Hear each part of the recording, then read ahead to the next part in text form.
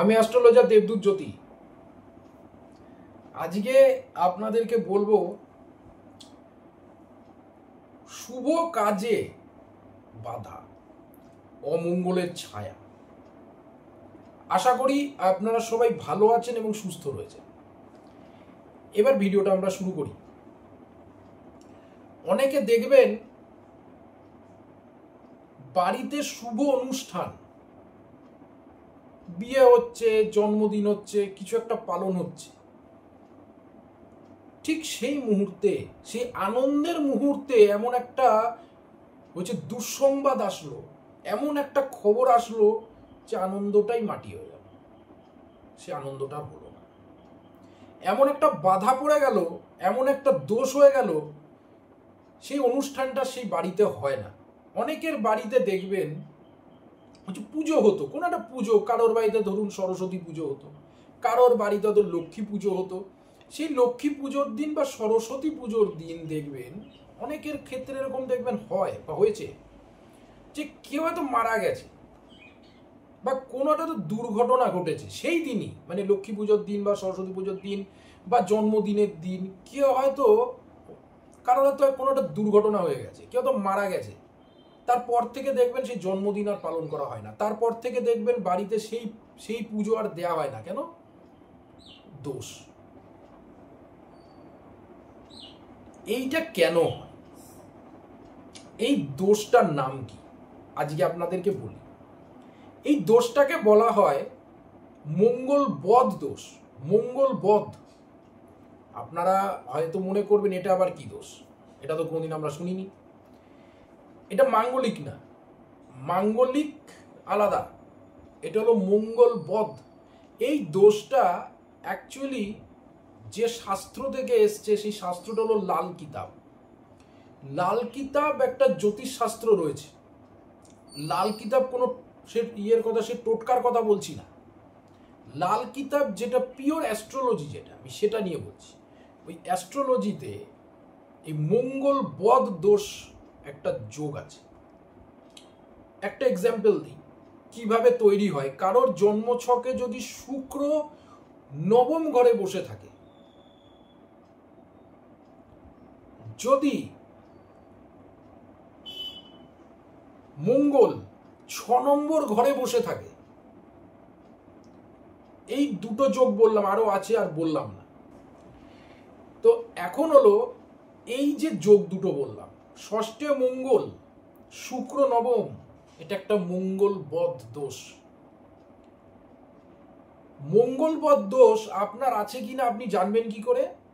আপনি এবার যে সিমটমগুলো বলছি সেগুলো ফলো করবেন। দেখুন, যদি আপনার বাড়ির যে ছাদ, বা ধরুন ছাদ নেই কারোর, চাল, সেই চালের ওপরে, সেই ছাদের ওপরে যদি বড় কোনো গাছ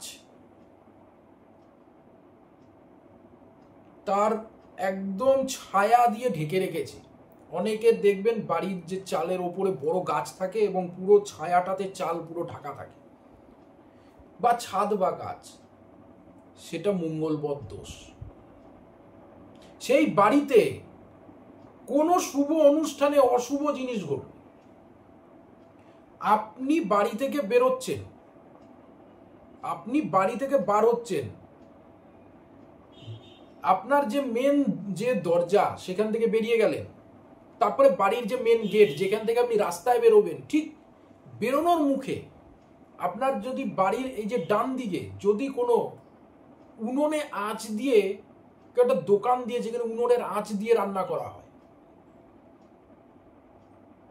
তাহলেও জানবেন আপনার মঙ্গলবধ দোষ আছে। এই সেম জিনিস ঘটবে।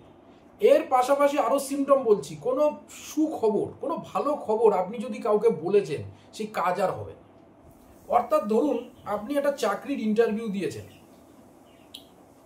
খুব ভালো ইন্টারভিউ হয়েছে, হয়তো ইন্টারভিউতে আপনাকে হয়তো বলেই দিয়েছে, বা আপনি হয়তো বুঝতে পেরেছেন যে চাকরিতে আপনাকে নেবেই,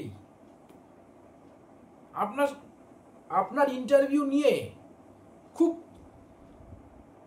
মানে স্যাটিসফাইড হয়েছেন তারা, যারা ইন্টারভিউ নিয়েছেন আপনার সঙ্গে, মানে তারা কথা বলে খুব স্যাটিসফাইড হয়েছে। আপনি ধরেই নিয়েছেন আপনার চাকরি হবে, বা সেখান থেকে আপনি কোনো ইঙ্গিত পেয়ে গেছেন যে আপনার চাকরি তারা দেবে না, আপনাকে চাকরি দেবে তারা।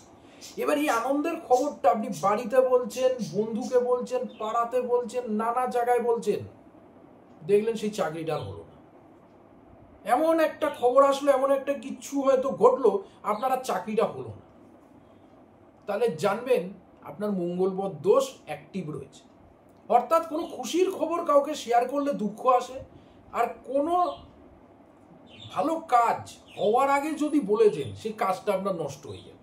এই ক্ষেত্রে অনেকে ভুক্তভোগী হন যাদের লাভ ম্যারেজ করার চেষ্টা করছেন। এটা ভালো একটা পয়েন্ট।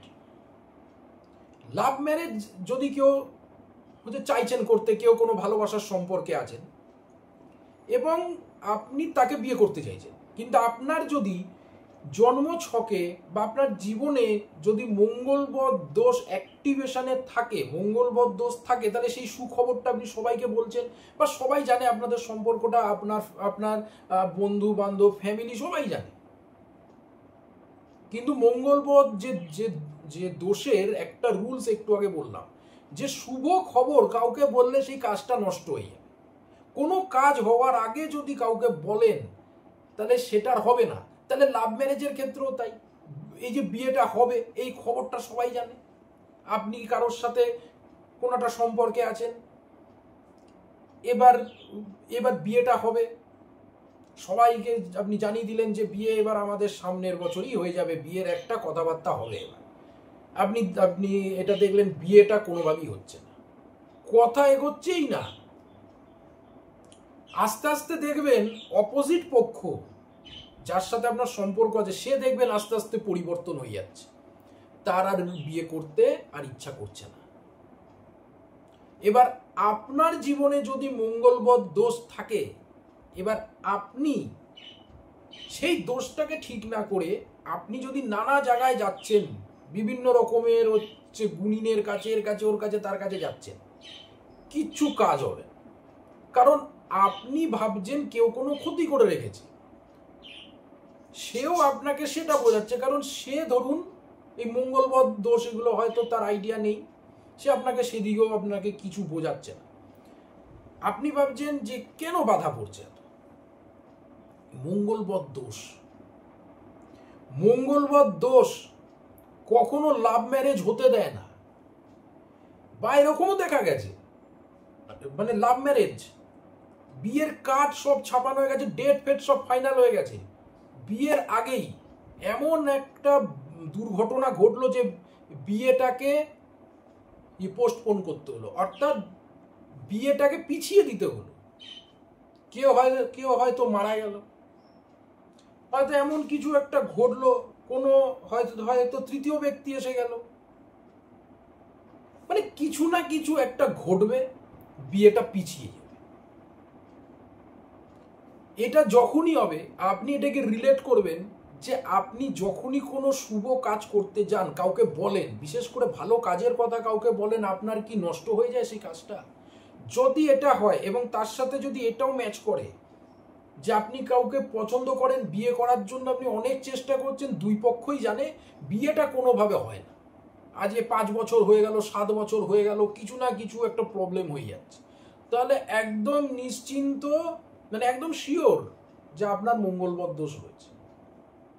সেটাকে প্রতিকার করাতে হবে। সেটাকে যদি আপনি প্রতিকার না করান, এরকমই চলবে। একটা সময় অপোজিট পক্ষ সে একদম পাল্টে যাবে, তখন আপনার ধারণা আরো এরকম হবে যে কেউ কিছু করেছে।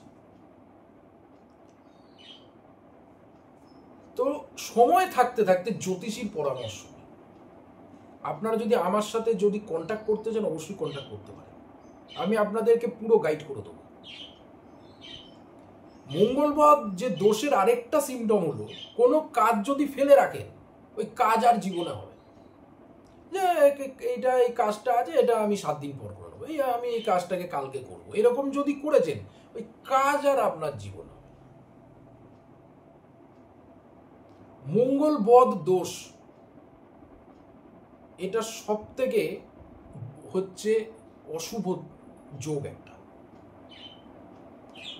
মঙ্গলবধ যোগ যদি কারোর থাকে, সে জীবনে পরিশ্রম করবে, তার স্যালারি কম, সে সবার থেকে বেশি কাজ করে, সে সবার থেকে সে বেশি এফোর্ট দেয়, কিন্তু তার মায়না কম, তার স্যালারি কম, সে কোনো রিওয়ার্ড পায় না, সে কিছু পায় না।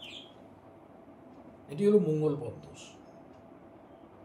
তো শুভ কাজ করতে যাওয়ার আগে কি করা উচিত, এগুলো কিন্তু এই যে মঙ্গলবধ যে দোষ অনেকভাবে তৈরি হয়, আপনার ক্ষেত্রে কিভাবে তৈরি হয়েছে সেটা দেখতে হবে, সেটা না দেখে কিন্তু কোনো উপায় দেয়া যাবে না। তো ব্যক্তিগতভাবে যদি আপনারা আমাকে দেখাতে চান, অবশ্যই দেখাতে পারেন।